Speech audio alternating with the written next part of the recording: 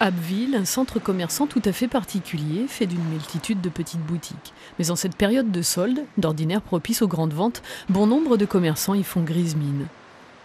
Oh, c'est dur, dur, dur.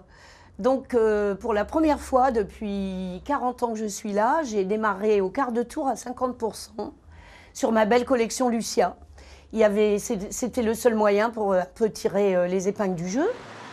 Plusieurs magasins tristement fermés depuis plusieurs années, d'autres bien plus nombreux, près de 30% qui attendent l'occasion de céder leur affaire.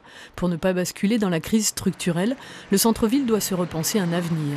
Un peu d'histoire pour comprendre. Abbeville, ravagée par la Deuxième Guerre mondiale, un centre reconstruit avec les besoins de l'époque, des petites boutiques avec des logements liés à l'étage. Il faudrait aujourd'hui pouvoir séparer habitation et magasin pour alléger le budget loyer des commerçants.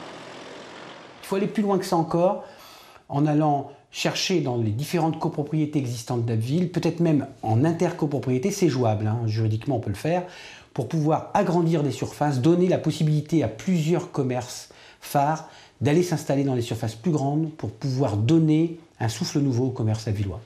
Aujourd'hui, les grandes enseignes sont en périphérie où les surfaces, 1000 à 1500 mètres carrés par magasin, n'ont rien de comparable. Pour l'équipe municipale, pas d'incompatibilité entre le commerce de périphérie et le centre-ville. La diversité de l'offre empêche la fuite de la clientèle vers d'autres grandes villes. Nécessité en revanche d'accompagner la mutation du centre. La pyramide des âges est telle qu'un nombre important de commerçants préparent leur retraite ou pourraient le faire dans les 5 ans qui viennent. On a souhaité aussi, dans le cadre des documents d'urbanisme, dans notre plan local d'urbanisme, maintenir et obliger au maintien des vitrines commerciales. C'est-à-dire pour éviter qu'à un moment donné, des bâtiments commerciaux qui ne trouveraient plus preneurs deviennent des habitations et où on ait quelque chose qui soit dégradé vis-à-vis de l'attractivité commerciale. Bonne nouvelle, un animateur de centre-ville devrait être nommé bientôt pour créer des événements commerciaux et plus largement penser l'avenir.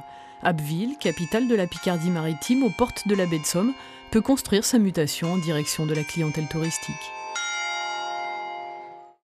Événements commerciaux et plus largement